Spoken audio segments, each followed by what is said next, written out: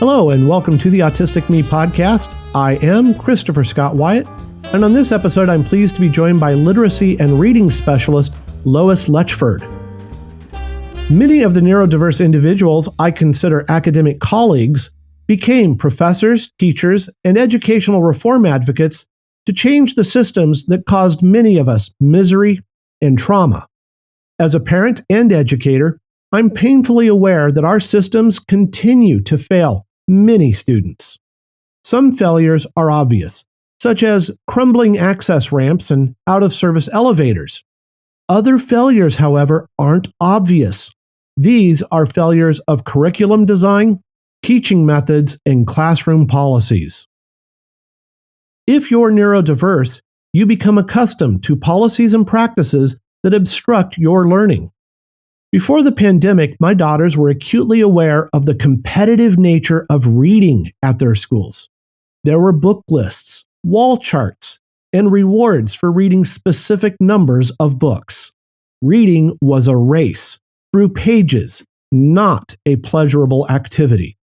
Lois Letchford is an educator, author, and speaker who earned a master's degree in literacy and reading from the State University of New York at Albany. Lois is also dyslexic. Her memoir, Reversed, recounts the experiences of Lois and her son, Nicholas, as they learned together about literacy and the failings of educational systems. Again, I welcome Lois Letchford, a literacy problem solver, to the Autistic Me podcast. Thank you for having me here, Chris. I'm delighted to be here. I was fascinated by your biography. You were diagnosed as dyslexic while helping your son learn to read. So can you give us a broad overview of what you recount in Reversed, your memoir? My story begins with my son failing in first grade in 1994. At this point, all I knew about me was that I wasn't very smart. I married a professor who was very smart, but I wasn't. And so when my son fails first grade, I'm in the position of what do I do? And he didn't just fail first grade, like just below a C. He was a Z. He sat in the classroom and stared into space. He wet his pants. He bit his fingernails, and the teacher shouted at him every single day of the year in grade 1. And I didn't know. Then he gets tested at the end of grade 1, and the testing shows that he's got no strengths, he can read 10 words, and he's got a low IQ. So that's the start of the story. And then what happens with our journey that was so unexpected, that transformed his life and my life. And then as I'm working with my son Nicholas, in 1995, we have study leave in the UK, and I took Nicholas on myself. And it's as I'm teaching him and reading about dyslexia, and they had a list of symptoms of dyslexia, and I read it 20 symptoms, and I had 18 of them. And that's for the first time I'm saying, this is why I struggle. That's the beginning of the story. The troubles that you had with the schools begin with them not really telling you there was a serious problem. I can only shake my head. I still cry over that year that no one contacted me and said, this is not acceptable, what is happening to this little boy. And why didn't they do it? Because that kid's dumb. He doesn't know what's going on. That's the reality. My wife and I didn't realize how far behind our youngest was academically until the pandemic. When COVID-19 struck, we switched to virtual learning, and so the girls had to come home. My wife and I ended up at home with them, and we realized she wasn't doing anything. She had not been doing her schoolwork, which is why her folders had always been empty. She had not learned to read. She was there, and we assumed everything was okay. Yeah. So why does this happen to parents? And I fear how many must be out there who are unaware that their child is struggling. Why does it happen? This is the hard bit, because people have fixed mindsets that child sitting in the back of the class, unable to cope with the teacher's instructions, is just, excuse my words, plain dumb. He's not very smart, and therefore he's not worthy of our time or our energy. And if only he would pull his socks up and do some work, he would be fine. But he can't even do that. That is the most common phrase I hear from neurodiverse individuals. I was told I am lazy. Yes. If only I had tried harder. It was my fault. My story of growing up was that I could read words. So I was actually the top in my class, one of the top, not never the top, but one of the top students in my class. When we come to do SRA reading, when I'm in about third grade, I remember reading the passage, and SRA reading was this box of reading passages where the child read the passage in front of them, answered the question, then corrected them themselves. I did that. I got every single answer wrong. And that's when I knew I don't have a clue what's going on here. And guess what? Not one person helped me. Why? Because the kid is dumb. That's why she can't do it. That's the message I got. You had difficulty then as a student, and then you're seeing these difficulties with your child. But he was far worse than what I was. Far worse, yeah. I would have been on about the 20th or 30th percentile. Nicholas is on the 2nd percentile in language. In language. I've got to emphasize that. In one component of learning. And guess what about language? It's critical. It's what the world sees. And if you've got very poor language skills, every test you do will show up that you are not very smart. And then you've got the compounding issue. Not only are you not very smart, but you refuse to do the test. And they don't see that. All they see is you can't do the test. Research suggests that test scores across the globe correlate highly to reading ability in your academic language. Obviously, if you're living in France, your test scores are going to reflect your fluency in French. In the UK, English, etc. And that is why literacy scores are so emphasized by our elementary school systems. Our lower grades focus about twice as many hours in literacy education, writing and reading, than they do other academic subjects. And so failure in those becomes a weight around the child. It becomes a drag on that child's academic future. I've had it described as an anchor that just keeps them out of science. It keeps them out of the other subjects they're interested in, because that language arts emphasis is, as you said, required for success on not just testing, but then in placement in other academic areas. In everything. And it stops enjoyment of just about everything else, because you're then pulled out to do more of the stuff that you can't do. So you find that your child is struggling. He is 7 years old? 6.5 when he was tested, yes. You decide that you need to do something. Well, it wasn't that simple. And this is where the story gets interesting. If I had been in a normal situation, he would have gone to grade 2 and stayed there. My husband is a professor, and in 1995 he has study leave, and he's going back to his alma mater of Oxford to study leave for 6 months. Our family's going with him. So we have this extraordinary experience coming up, and that's exactly what happened. And I take a series of books with me because I'm going to help my son learn to read, called Success for All, and they were an abject failure. Standardized text, standardized ideas, standardized failure. And I'm getting frustrated with Nicholas, and my mother-in-law heard me, and she said to me, Lois, put away what's not working and make learning fun. And I needed to hear that. I needed some circuit breaker, and that was it. And we're in Oxford. So, and I thought, what can he do? He can rhyme words and he can see patterns. Okay, I can write a little poem for him. That's what I did. I wrote the simplest poem, rhyming words, mug in a bug, silly thing. The transformation in our classroom was immediate because I didn't expect him to do anything. I read to him. We found the rhyming words together. We read it again and again and again, and eventually he illustrated the poem. He relaxed. We laughed. We had fun. One poem led to another and another and another.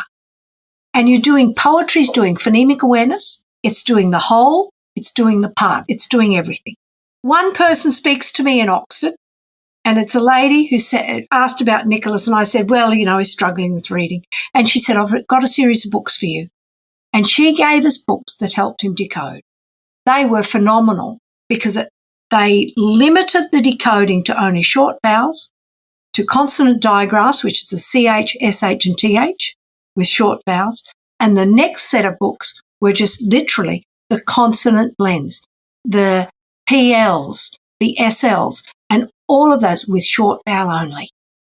Very simple stuff. Nicholas struggled with all of it. He took forever to learn it, but he did. So I'm doing two things. I'm doing the poetry and I'm doing the decoding. The poetry starts to take on a life of its own as I run out of short vowel letters to do, and double O comes up, as in Cook, Look and Book. And I wrote a poem about Captain James Cook, the last of the great explorers. And it's Captain Cook had a notion there's a gap in the map in the great big ocean. He took a look without the help of any book, hoping to find a quiet little nook. Simple poem. And we looked as we're going around Oxford and doing things, we find a globe printed in about 1550. And I looked at the map, and this is the first time I'd got a map for Nicholas with this poem. And I said, look, Nicholas, there's no Australia. There's a gap in the map. Over time, he starts asking questions. And he said to me, the first thing he said was, can I see Captain Cook's original maps? When he said that, I knew he didn't have a low IQ. And then he said to me, who came before Captain Cook? And I said, well, that's simple, Nicholas. That would be Christopher Columbus. And then he said, and who came before Columbus? And I am floored because I've never thought about it. I don't even know who came before Columbus at this time. And here's this kid with a supposed low IQ asking high-level questions. I needed to see that. That was transformative.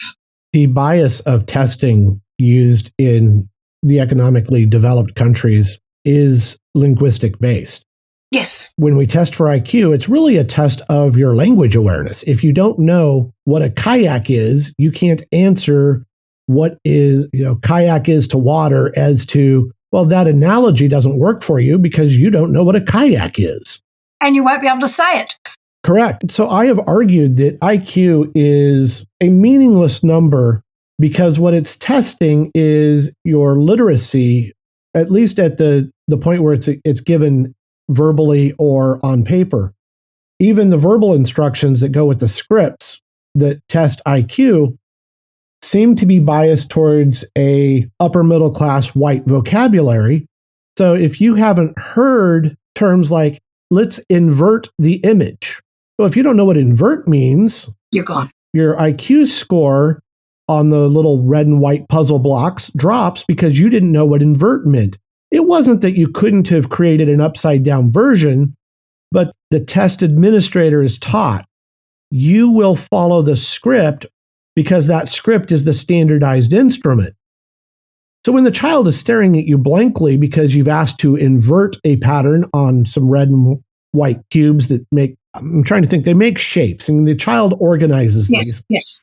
And what happens is there's a script that is read, and the child then tries to make what you're telling them to do. But if that child doesn't have that linguistic knowledge, that background in the household to know those words, the test is meaningless. So a new immigrant, a second language speaker, someone with a hearing deficit, all of these things then translate as low IQ. That includes being dyslexic, being synesthetic, being neurodiverse in other ways beyond autism, such as ADHD. The test is measuring based on perfection of native language, and white middle class, but it's measuring the middle of that culture that's using that instrument. Again, language becomes that barrier to everything. And we haven't even talked about whether a child has decided, I'm not doing this test for you. I know I'm going to fail it. And Nicholas actually just shut down in that test and refused to cooperate. And that was ignored because he'd failed in school. Therefore, he's failing at this test. You mentioned phonic awareness as how you're starting this journey with Nicholas. My wife and I were listening to our little one read, and we realized that she was replacing words. So if the word angry was on the page, she read it as mad. And I sat there for a moment and I asked, well, how are you reading? She mentioned that, well, you're supposed to know the word, say the word. I immediately recognized, based on my training and my background, that so they're teaching sight reading. They would trace shapes of words. So instead of doing the phonetic awareness, they were tracing the shape of the word on the page and applying that. So they knew the shape of the word. They knew what contextual clues might be surrounding that word. Yeah. So the first thing my wife and I did during the pandemic was go back to phonics and started with the basic vowel sounds and the basic reading skills, because there is this approach in some places to move to sight reading again. And I think for whatever criticisms we might have about it, phonetic awareness and phonemic skills are essential to reading in the English language. I'm thinking the Latin languages as well. Spanish, extremely grounded in phonetic patterns. So why are the schools not employing what seems to be a basic trait of our languages, which is the phonetic awareness? I don't go down that route because you have to do multiple components of literacy when you get to the children who are on the lowest end. My concern is that some children, particularly dyslexic children, end up all they do is decoding and nothing else. So you've got all they do is decoding to all they do is reading by sight. And when you teach children who sit on the lowest end of the scale, you as the teacher have to do much more. And you have to know much more. You have to be aware of what else is going on in literacy. Phonics and phonemic awareness are one component that must be taught, but it's not the only component. And yet when you remove any of the components, you have a disaster. Well, this is the challenge, isn't it? Because about 50% of children learn to read with minimal instruction. Those people, no matter what you do, they learn to read.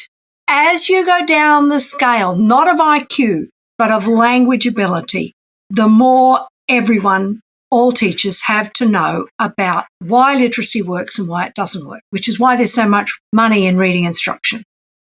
However, reading instruction, again, goes back to the children in front of you.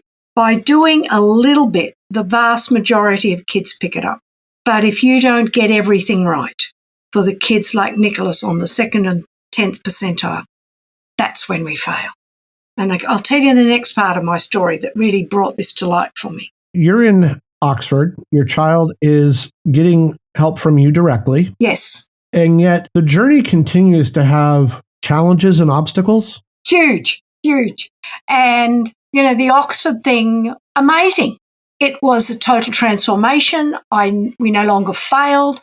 I learned that content, learning about something, was critical because Nicholas ended up with this idea of history of world mapping and he just fell in love with it and he couldn't get enough of it. And we're seeing it. We're exploring it. He's making connections. And because you're in this tiny country of the UK, you're seeing everything. You're seeing the things that we write about. I was teaching Nicholas about 3 hours a day, 3 or 4 days a week for him to get this. And he needed the one-on-one because he had auditory processing difficulties. That time in Oxford was transformative. We returned to Australia, start school back in 1996 because the school year in Australia goes from January to December because it's the Southern Hemisphere. I returned to the diagnostician. I happened to see her and I'm saying to her, we've had such a wonderful time in England. Nicholas has learnt so much and he's asked these amazing questions. She stood there in front of me and she said, well, I've spoken to the reading teacher and he's gone backwards. And in fact, he's the worst child I've seen in 20 years of teaching. And I just walked away because I don't respond. I can't respond. My mind doesn't work like that. I went home, and within a few hours, I went back to her and I said, you can call him whatever you like, but if he is the worst child you've seen in 20 years of teaching, don't expect him to learn like everybody else. And for me to say that, I needed the experience of what we'd had. I needed to see Nicholas's strengths. I needed to see what he could do. Otherwise, I would have been flawed. That very afternoon, the reading teacher sends Nicholas home with 10 sight words, the general words you expect to learn by sight. Nicholas has 2 teachers. He has a classroom teacher, who's phenomenal, and a reading teacher. Of the 10 words, he knew 8 of the 10. He didn't know now, and he didn't know saw. For the word saw, Nicholas had been given 2 standardized sentences. The first was, I saw a cat climb up a tree, and the second was, I saw a man rob a bank. Nicholas read, I saw a cat, and he stopped. He went back and he read, I was a cat. He said, no. And he read it again and he said, I as a cat. And I said, and then he just handed me the paper. It took me a little while to work out what was going on. But then I did. And that woman put a fire in my belly. What's happening is the word saw has 3 meanings in the dictionary. The first is an object, a saw. The second is to cut. And the third meaning is to look, the past tense of the word to see. The sentence the teacher gave, I saw a cat, uses the abstract meaning of the word saw. Nicholas read, I saw a cat, and cut the cat in half. And he didn't know what else to do. Where's the problem? The teacher used a standardized sentence for a child who doesn't think standard. He thinks concretely. Look at any of the academic literature. Children on the autism spectrum will think concretely. They will think the cut. The demonstration she gave, I saw a cat climb up a tree. Nicholas has never seen a cat climb up a tree. And in fact, in Brisbane, Australia, we have birds that we see. We have bats. We have possums. We have lizards. There are no cats climbing up trees in where we were in Brisbane. What had he seen? He'd been to England. He had seen Windsor Castle. He'd seen the Gutenberg Bible. He'd seen Ptolemy's maps. He'd seen Cook's maps. Why didn't that teacher use an example of what Nicholas had seen in the last 6 months? Where's the gap between what we teach and what we expect the student to do? Then you've got the compounding issue from the teacher. Why can't the child remember, I saw a cat climb up a tree? Because the kid's not very smart. That's why. And it's not because I've failed as a teacher to give him examples and show him how the word saw works in written language. The teacher is looking at the standardized answer, expecting performance based on what she sees as the standard response. And yet your son, like my daughter's, is a concrete thinker. And I can tell you without doubt, if my youngest saw someone write, I saw a cat, she would probably break down. Yes. Yes. Her cat's her friend. Yes. And you're cutting it in half? And don't even ask about the second sentence. I saw a man rob a bank. I get furious with that. The academic paper that really drove me followed this. I went back after Nicholas was reading. I changed the teaching and changed it until he got it. The academic paper was published in 1990 by a man called Brian Camborne, Professor Brian Camborne. He's an Australian guy who talks about learning and literacy. And his paper is titled Beyond the Deficit Theory. And he said the moment children fail to learn to read, the first thing we say is, well, look at their IQ, look at their home background, look at this, look at that, look at the other. And what we fail to do is we fail to look at the teaching. And why do children fail to learn to read? Because we give inadequate demonstrations. I saw a cat is an inadequate demonstration of how the word saw works.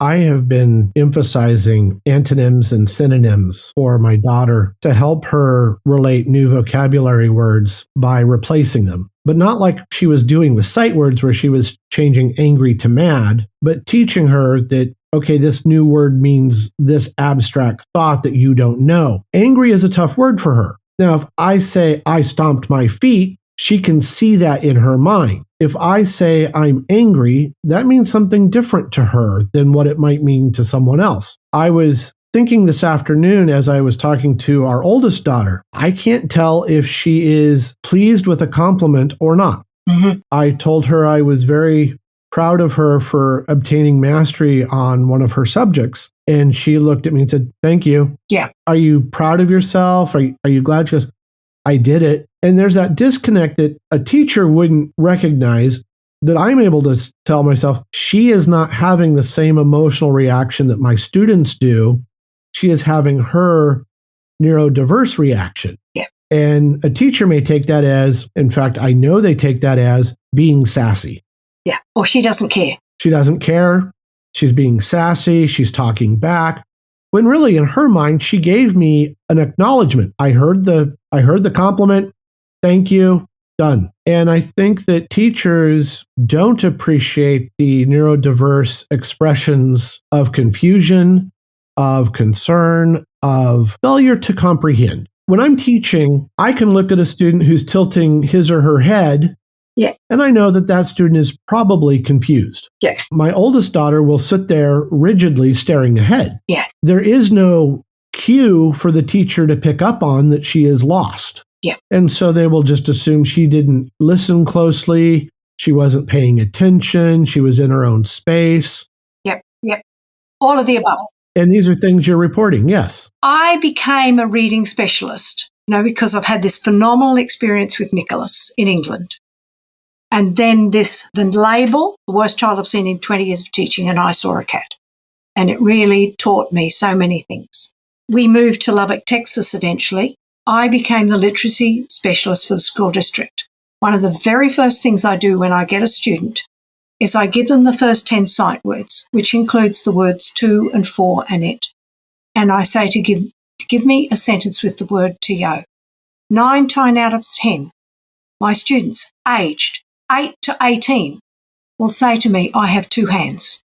For the word FOR, they say to me, "A dog has 4 legs." These children have been in school for how long? And they do not understand the difference between TO and TWO and FOR and FOUR. Why? Because we make assumptions that if you read the word to, you could therefore comprehend it. The same way I do, and they don't. The challenges then are the same, whether you're in the UK, the United States, or Australia. Yes. I think this is an important point that has to be made. I receive emails and messages from around the globe. I receive some beautiful videos families have sent me, messages asking for help, and is it better somewhere? The sad reality is there is no educational nirvana in the developed world. Special education and reading education is problematic in the Canadian system, the United States, the United Kingdom, Australia. I have yet to hear of this perfect place where every child receives an individualized approach that meets the needs of those students struggling with literacy. I am just unaware of this magical place, this nirvana of literacy. Does it exist? It doesn't exist. It doesn't exist. It doesn't exist. That's what you say. What's happened to me is that I ended up teaching the children who sit on the second percentile, not on the 10th or the 20th. Well, they are on the 10th and on the 20th. And if you can teach the child who's on the second percentile, you teach every single child more effectively. And that's what we have ignored. And then we've got the compounding problem that big business has come in and said, "Do it my way." And big business ignores the individual and how we have to teach our children. And they're about making money. So that's another competition. If we want to teach children to read, we have to train teachers. We have to give them the time with the child, and we have to give them reflection time to work out, is what I have taught what the child has learned? And that costs money. And it's not just a money issue. My conversations with educators in France have indicated that the egalitarian system that they so prize is quite discriminatory because their ideal is a very French middle class language ability. They have very set cultural expectations of what is good French. The language teacher I spoke to even mentioned that they teach still with fountain pens. You will do proper French lettering. You will do proper French writing. You will speak with a proper French accent. which is in the schools, it's the Parisian accent. Even when money isn't the only issue, there are cultural norms that lead us to make assumptions about the child struggling with literacy. Again, in Lubbock, one of my most challenged students was 16 years old. He couldn't read a sentence. He'd spent every single day in that school system and came out non-reading. He comes to me and I know I have to do the poetry. That's fine. And I know I have to do decoding. I also know I have to give him a story. So I start with a book that has short stories that has worked in the past for other students. The story includes a father and a mother and a little boy. And these stories are all by Paul Jennings. Now, he's a famous Australian author, and he writes funny stories, short stories, limits the number of characters, has fantastic language with unpredictable endings. And he talks about embarrassment often, and the goal of his books is to include more readers. So they're fantastic for struggling readers. As I'm reading it to this child, I recognise he's not getting it. And he's going through the motions. And I just stop it because they're not getting what I want. They're not finding it funny. I choose another book, another story. And this one is about a father with two children, two daughters. No, one daughter and a daughter's friend.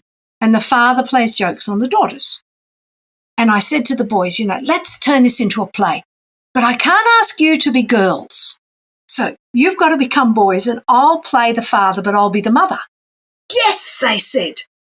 It was a single father or a single mother with the two students. Why have my students connected? The first story was about an intact family. My student one was black, one was Hispanic. They come from single parent households. They could make no connections to the first story. The second story, single mother, boys in their house, they know it. They understand it. The cultural appropriateness of what we do, often presented, is middle class and female. It alienates the cultural minority.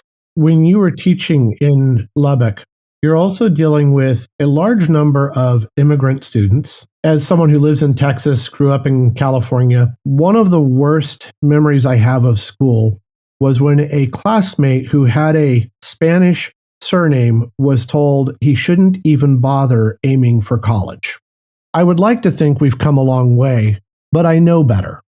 I know that studies now show that Black students, that those from non-native speaking households, those from immigrant households, are reprimanded more often, they are graded more harshly, and they are diagnosed as special education more often. Mm-hmm. And as we've discussed, if you're a non-native speaker, no matter what the test is written in English natively.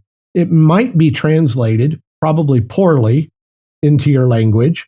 There are a lot of things working against students who are not within the cultural norm. Early literacy books are often, again, white, female, and middle class, talking about farm animals. If you've never been on a farm, you've never walked around farm animals, it's alienating. We are operating literature in a field of isolated, abstract, and irrelevant. And we are not engaging children in what they need to be engaging. What engaged your son as he got older? Oh, everything. Once we moved to Lubbock, Texas, his world changed dramatically. He built with Connects. He coped in the classroom because he can read.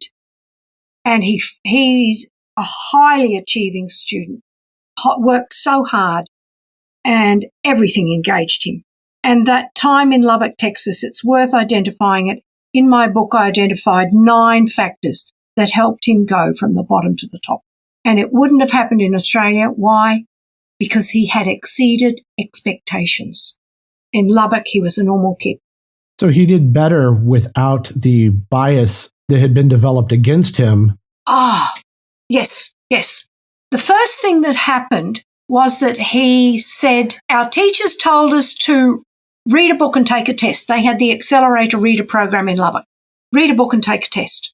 Nicholas in Australia is reading 20 minutes a night, 4 nights a week. Everybody's happy. Because again, he's exceeded expectations. He's reading and writing. No one thought he could do that. That's great. When he comes to Lubbock, this is what the teacher said. He comes home to me and says, Mum, I've got to do this. I've got to read a book and take a test. At 7 o'clock that night, Nicholas goes to his bedroom and shuts the door and starts reading one Goosebump book. He takes 1 week, 10 to 12 hours to read one Goosebumps book and take a test. Time on task, 20 minutes per night, 4 nights a week, as opposed to 10 to 12 hours per week. And it was just, Nicholas says, you've given me a task, I do it. Nicholas was driven to succeed. It's not normal, is it? Nicholas is not normal. Our teachers want normal. And I don't mean that in a negative way. When I teach a course, I've got 20 to 30 students on a 4-4 schedule at the university. I'm going to teach to the middle, maybe a little bit advanced. Very seldom do I have the time or the resources provided to me. So what happens is you then rely on your support specialist. Well, this is true at the K-12. Just as at the university, I would tell a student, you need to go to the writing center. You need to go to the math center. You need to go to the tutoring center. Yep. What happens is the elementary teacher calls on the reading specialist, calls on the math tutor, calls on the wraparound supports. So what happens is the teacher stays focused on that middle to slightly above middle, while calling on the support specialist to take over that struggling student. It isn't that the teacher doesn't care. The teacher cares a great deal, but the reality is that the teacher needs those support people to pick up and give that individualized attention. Unfortunately, what my wife and I discovered was that those supports just weren't getting our daughters to where they should have been. We saw that they were getting those supports. We know they were assigned those supports, but often those supports were twice a week for 15 minutes or once a week for 30 minutes. Even when you have a reading specialist, it is not a lot of time. It is not individualized. It is not really an individualized education plan. It is more a safety net to keep the teacher free to teach the majority. And have you documented that you have supported the child through an IEP meeting, whether the child is reading or not reading? I mean, that's what I say about Nicholas's story is extraordinary because of all the things that happened to allow him to go from the bottom to the top. It was not within normal range at all. You've said that moving around helped him because it opened your eyes. Moving, well, it not only opened our eyes, because in Australia, you know, he was always the dumb kid and he was incredibly quiet and he didn't speak to anyone. In Lubbock, Texas, something extraordinary happened with the principal because we go to the school and tell the story, and she said, I think he should repeat. He's in 5th grade. He's repeated in Australia once. He's going to repeat for a second time. And my husband says, won't he be old when he graduates from high school? And she said, that's a problem. Let's have him repeat and do grades 4, 5, and 6 here. And then we've got this class in middle school where he can do grades 7, 8, and 9 in 2 years. Let's try that. And that's what happened. He had longer in the elementary school, for starters. He's coping in the classroom. He has to talk. Why? Because he's older now than most of the kids. He's tall. He's got this gorgeous blonde wavy hair. The kids want to talk to him. And so what does he have to do? He has to talk. And one of the activities they do in the classroom is tell tall tales. The teacher does his tall tale unit. And Nicholas comes home to me and he says, Mum, my classmates asked me if we had koalas up every tree. And I said, Nicholas, you've got to tell him, yes, of course you do. And you ride a kangaroo to school. The next time those kids see me, they say to me, how did you get from Australia to America? Did you ride on the back of a whale? Nicholas is now making up stories to engage these kids. If you've got a problem with language, how do you get better? You get better by practicing. Nicholas was in a situation where he had to talk, he had to think, and he exploited it. When did you decide to obtain the master's in literacy and reading? Oh, that's because my husband moved around. I studied in Australia. I studied in Texas to get my degree in Texas. And my husband came to upstate New York and I'd followed him, and I can't teach up here. So I thought my first thing to do is to go back and get my master's to show that I can do something. That's how it came about. And since I can't teach, what are you going to do? I'd really love to tell Nicholas a story. And by this time, this is 2012 or 13, Nicholas had graduated high school in Texas in the top 20% of his class. He had won the Yes I Can Award for Exceptional Children in 2007 for academics. And he's just about to complete an undergraduate degree. It took 5.5 years to do 2 undergraduate degrees. And he got an honours degree in mathematics and an honours degree in engineering. And then he had a scholarship to do a PhD at Oxford. That's how I decided to do the master's and then write the book.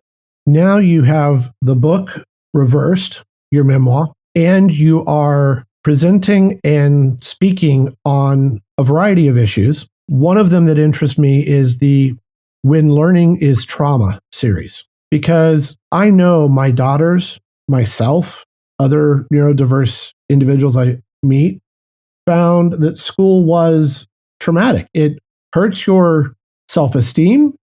It pigeonholes you to the point where you think you are a failure. You start, much like cognitive behavioral therapy, you start reinforcing the negative story in your mind that you are what they tell you you are, which is a failure, slow, stupid, whatever your deficits are, that is what you become.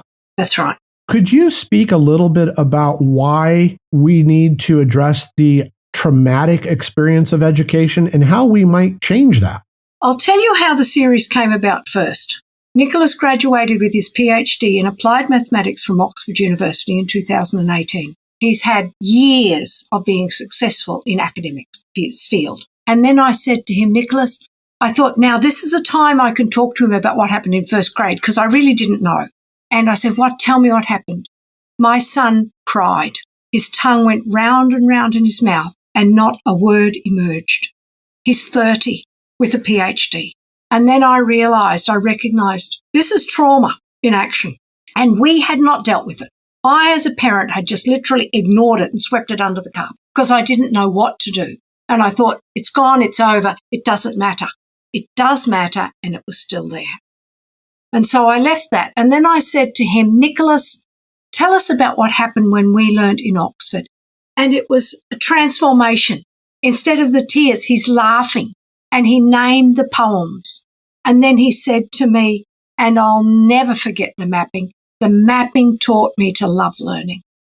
And then he talked about another poem that I wrote. And he just giggled and giggled and giggled over it. I'm realizing and I'm learning that traumatic experiences remain with us for life unless we deal with them.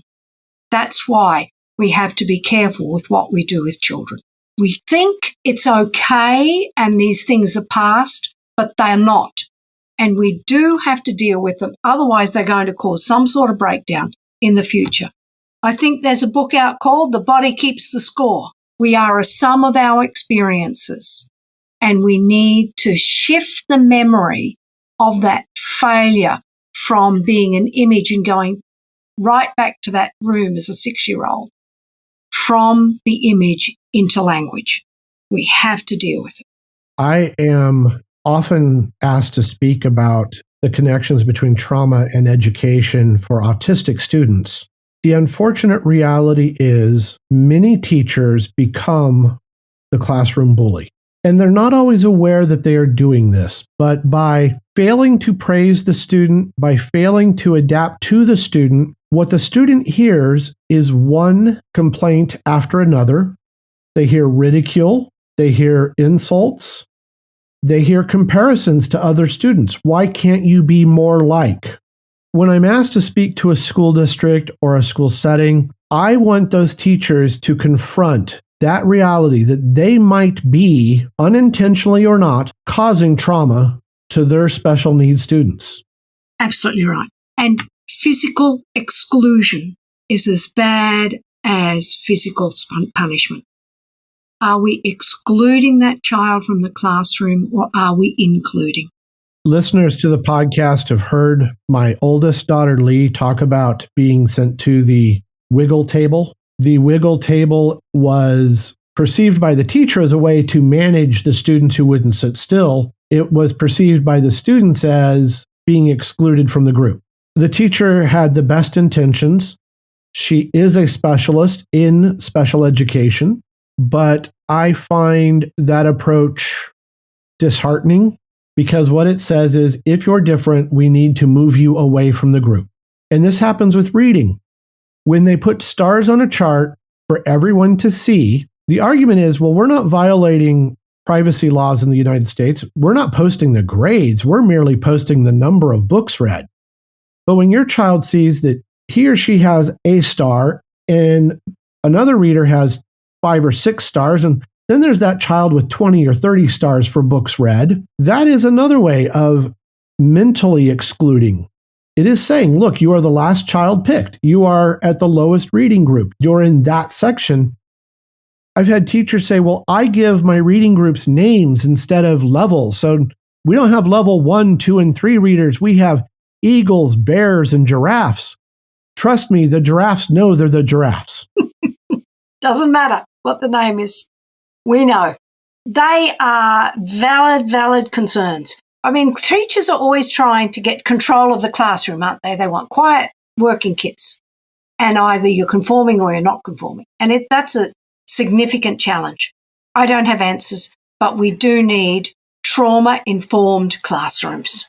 We need trauma-informed parenting, Yes. trauma-informed medical care. Yes. We need trauma-informed everything for Yes.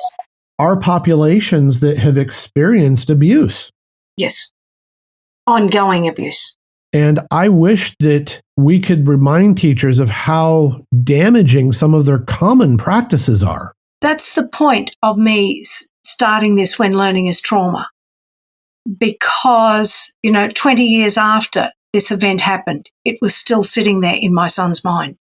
We have to stop doing the trauma. And I said to him, Nicholas, I wished I'd taken you out of school in grade 1 on day 6. And he said, I wished you had to. I mean, that says a lot. I wished you had to. And teaching for me, once I got through, after Oxford, teaching became so exciting and so rewarding and so engaging for them and me. It was amazing. That's what drives me. I am dreading the end of the pandemic. And people might say, how can you possibly feel that way? Our family will face a difficult question. The girls have said they don't want to return to the physical classroom. They weren't happy. What do I do as a parent? As someone with my own challenges, I want my children to gain social skills, and I think the school's important for that. I want my children to have knowledge that I can't impart, but at the same time, if they are feeling excluded and miserable, depressed, and being traumatized, that doesn't strike me as the best choice for them. And I think a lot of special needs families, a challenge of being on a podcast or a blog is what do you use instead of special needs? I understand that. My children are who they are. They're neurodiverse, and school for them is traumatic. Yeah. I understand the objections to calling it special education or special needs or disability specialists. I understand all of those debates. As a parent, I don't care what you call it. Yeah. I just want my child to get the best, most supportive, nurturing environment that those girls deserve to have.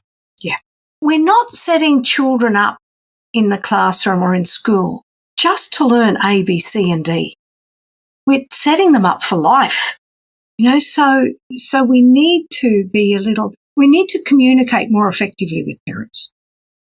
And I think schools have to acknowledge when they're not able to do their job, when they're struggling to meet the needs of the students. And by whitewashing and saying we're doing it and we've covered ourselves by ticking the IEP boxes does not help anyone. It is frustrating as a parent and as an educator because you become painfully aware of the compromises you make in your own classroom because you have to get through the day. And then as a parent, when you go to an IEP or a 504 meeting, you're that parent advocating for more resources.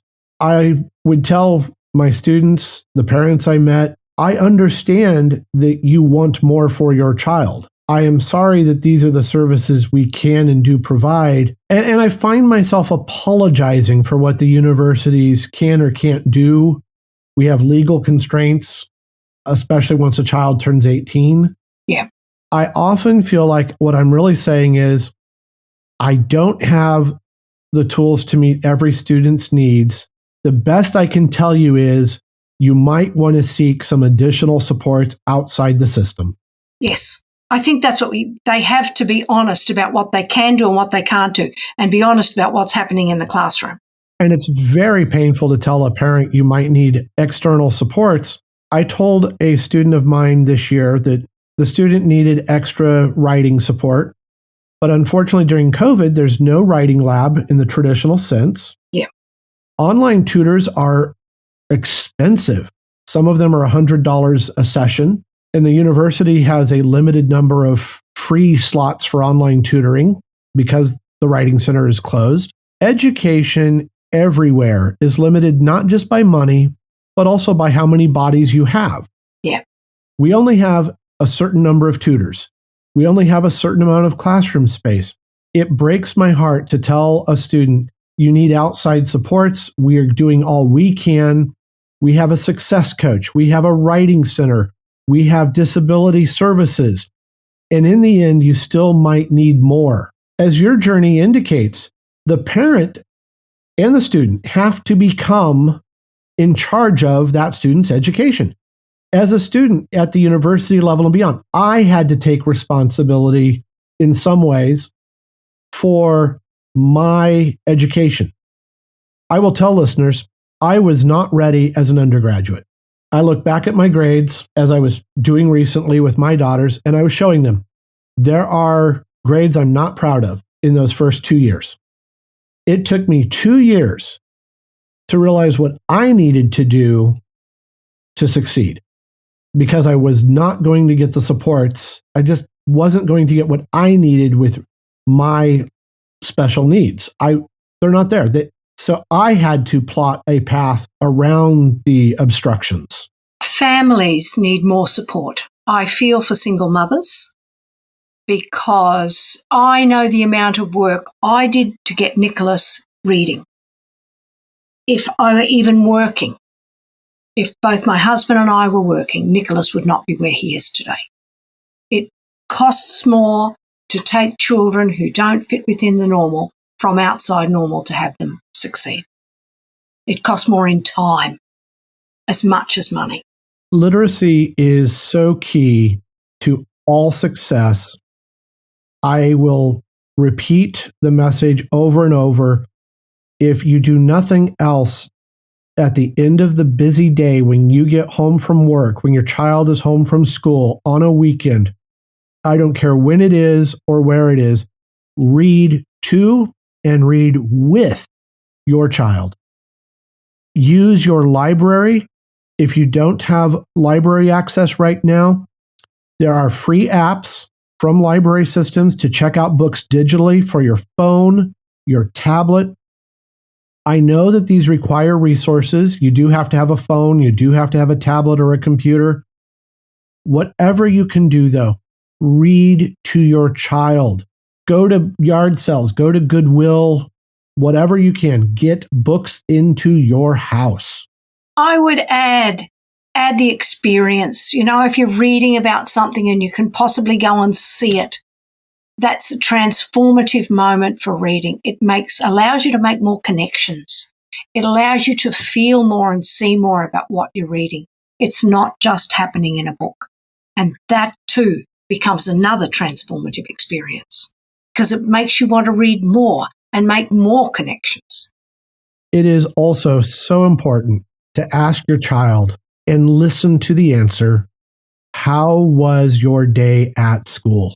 Your teacher is not going to tell you. They will only contact you when there is a problem, a serious problem. I want my daughters to say, I was at the wiggle table. I got on the yellow light or the red light. They moved my clothespin or my marker.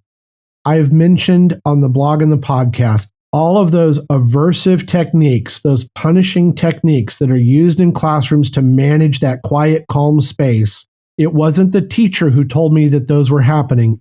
It was one of my kids. That's absolutely valid. I can't even think about what happened to the children, and you're not informed. And our children, parents need more support with dealing with children who are neurodiverse for starters. I wished I'd had more support with all of my children. So seek out support. It's available in counselling, a whole range of things first. And help our kids negotiate this part, as well as building a partnership with school. I really want to thank you for taking this hour on the Autistic Me podcast to talk about not just literacy, but your entire journey and that of your son, Nicholas. You have a website. I have a website where people can learn more, and I'll be sure that is in the show notes for people to follow that link. It is loisletchford.com. That's LETCHFORD, Letchford. And I'm probably not saying it quite. No, you're right. That's perfect.